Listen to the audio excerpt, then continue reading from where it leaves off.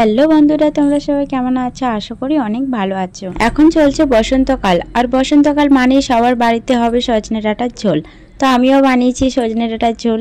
কিভাবে এটা বানিয়েছি তোমাদের সঙ্গে সেটাই আজকে শেয়ার করব। প্রথমে কড়াইতে নিয়ে নিয়েছি সরষের তেল।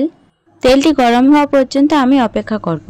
তেল গরম হয়ে গেছে, এরপর দিয়ে দিচ্ছি কেটে রাখা আলু আর সজনে ডাঁটা। কেটে রাখা আলু আর সজনে ডাঁটা আমি দিয়ে দিয়েছি। এরপর দিয়ে দিচ্ছি অল্প পরিমাণে লবণ আর হলুদ গুঁড়ো। লবণ আর হলুদ গুঁড়ো দিয়ে এটা ভালোভাবে ভেজে নেব। দেখো নাড়াচাড়া করে ভাজছি, নাড়াচাড়া করে ভেজে নিচ্ছি।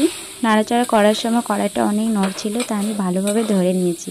একটা হাতে ধরেছি আর একটা হাতে নাড়ছি। আমার ভাজা প্রায় হয়ে গেছে, এরপর এগুলো তুলে রাখবো কড়াই থেকে। এরপর এটা তুলে নিচ্ছি। দেখো আমার তোলা হয়ে গেছে। আবার আমি কড়াইতে দিয়ে দিচ্ছি সরষের তেল। আমি কড়াইটা ধুতে যাইনি, কারণ আমার মতো কুড়ে মানুষ তো একটাও নেই, তাই আমি ধুইনি। আমার মতো কুড়ে কে কে আছে অবশ্যই কমেন্ট করে জানাবে। এরপর তেলটা গরম হয়ে গেছে, আমি দিয়ে দিয়েছি পেঁয়াজ কুচি। পেঁয়াজটা একটু ভেজে নিয়েছি আর দিয়ে দিচ্ছি টমেটো টুকরো। টমেটো টুকরো দেওয়ার পর আবার একটু নাড়াচাড়া করে ভেজে নিচ্ছি।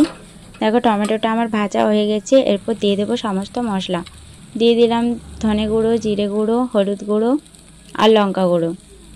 সব মশলাগুলো দিয়ে দেওয়ার পর আবার একটু জল দিয়ে দিচ্ছি, যাতে মশলাটা ভালোভাবে কষাতে পারি।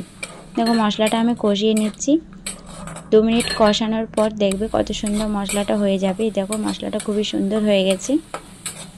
মশলা কষানো আমার রেডি হয়ে গেছে। এরপর এর মধ্যে দিয়ে দেব ভেজে রাখা আলু আর সজনে ডাঁটা।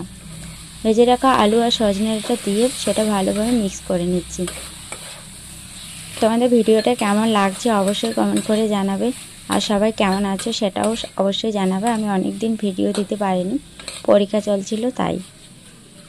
দেখো ততক্ষণে আমার এটা মিক্স করানো হয়ে গেছে। এরপর দিয়ে দিচ্ছি অল্প পরিমাণে জল। পরিমাণ মতো জল দিতে হবে এখানে, আমি অল্পই দিয়েছি। আবারও দিয়ে দিচ্ছি লবণ। লবণ না দিলে লবণের পরিমাণটা কমে যাবে, কারণ জল দেওয়ার পর লবণটা দিতে হবে। আর এরপর 5 মিনিটের জন্য ঢাকা দিয়ে দেবো। দেখো 5 মিনিটের জন্য আমি ঢাকা দিয়ে দিয়েছি। 5 মিনিট পর ঢাকাটা তুলে নিচ্ছি, আর দেখো কত টকবক করে ফুটছে।